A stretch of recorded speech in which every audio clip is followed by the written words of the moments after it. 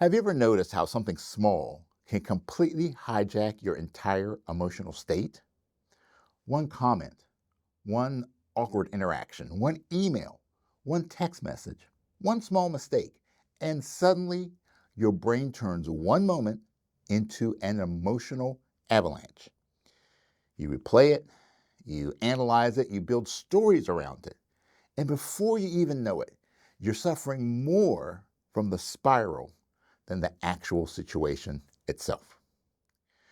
Welcome to the Mindset Lab, where we turn insight into action and patterns into progress. Now, if you're new here, I'm Coach Jose, and this channel is all about practical strategies to help you master your mindset, regulate your emotions, and perform at your best. And today we're talking about something that affects almost everybody: emotional spirals.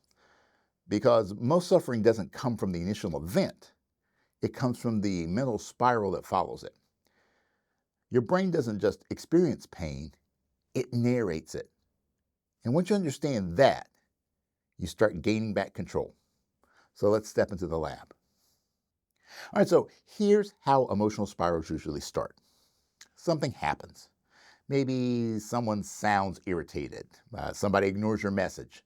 You make a mistake, somebody criticizes you, or something simply just doesn't go your way.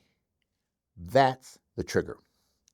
But then the brain starts adding layers. Well, why did they say it like that? Maybe they're mad at me. What if I messed everything up? Why does this always happen to me? And now the emotional intensity starts growing. It's kind of like a tiny snowball that's rolling downhill. At first, it's small, but as it rolls, it keeps collecting more emotional momentum. And eventually, the emotional reaction becomes much bigger than the original event itself. But here's the important thing: your brain is not trying to ruin your life, it's actually trying to protect you. Human beings evolved to constantly scan for danger, rejection, uncertainty, social threats, and potential pain. So when something emotionally uncomfortable happens, the brain revisits it over and over and over again. Not because it enjoys suffering, but because it thinks, if I analyze this enough, maybe I can prevent future pain. But the problem is, rumination often intensifies emotions instead of resolving them. Right? Your brain thinks it's protecting you while accidentally exhausting you. And honestly, a lot of modern anxiety comes from this exact loop. Now, there's an old Buddhist concept called the second arrow. Now, the idea is pretty simple. The first arrow is the painful thing that happened. That part is unavoidable. But the second arrow is the suffering we create afterward through mental escalation. Right? So, for example, the first arrow might be that you made a mistake. The second arrow becomes, I'm a failure. The first arrow, they sounded frustrated. The second arrow, nobody appreciates me. The first arrow may be, I got rejected. The second arrow, maybe I'm not good enough. Right? The first arrow creates pain. The second arrow creates emotional spirals.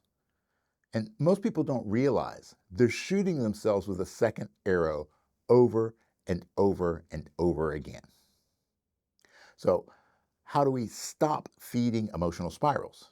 Well, not by suppressing emotions, but by interrupting escalation. And one of the best ways to do that is something that I call the interrupt method. Now, the first step is notice the story. Ask yourself, what story is my brain adding right now? Not what happened, but what am I adding to what happened? And that question changes everything because awareness breaks autopilot. Step two, separate facts from narrative. Now, this one is huge. So let's say the fact is that someone sent you a short text. The story, well, they must be upset with me. The fact may be that you made a mistake. The story becomes, I ruin everything. The fact may be that this situation is difficult. The story is, My entire future is falling apart. And the brain naturally likes to fill in blanks, but thoughts are not always the truth. Step 3, regulate your state. Now, this is crucial because you cannot think clearly from an emotionally flooded nervous system. Sometimes you don't need more analysis, you need more regulation. And that might mean taking a walk, breathing deeply, stepping away from stimulation, grounding yourself, moving your body, or simply pausing before reacting. Because emotional intensity narrows perception and calm expands it. Step 4, redirect your attention. Attention feeds emotion. The longer your attention stays trapped in the spiral, the stronger the emotional momentum becomes. This doesn't mean pretending things don't matter. It means choosing not to mentally rehearse suffering for 6 straight hours, because the brain strengthens what attention repeatedly feeds. Look, pain is a part of being human, but emotional spirals happen when the mind keeps reopening the wound. And one of the most powerful skills you can develop is learning how to pause before your thoughts turn pain into identity. If this resonated with you, make sure to check out this week's full episode of the Personal Mastery and Growth Podcast, where we go much deeper into the psychology behind emotional suffering, mindfulness, and the concept of the second arrow. And if you want more practical mindset tools, deeper reflections, and weekly challenges designed to help you apply these ideas in real life, well, come join me over at Substack at coachjosejohnson.substack.com. That's where we continue the conversation beyond the podcast and YouTube videos. All right, if this helped you, make sure to like, subscribe, and share it with someone who might need this reminder today. And remember, it is what it is, but it becomes what you make it. So make it great.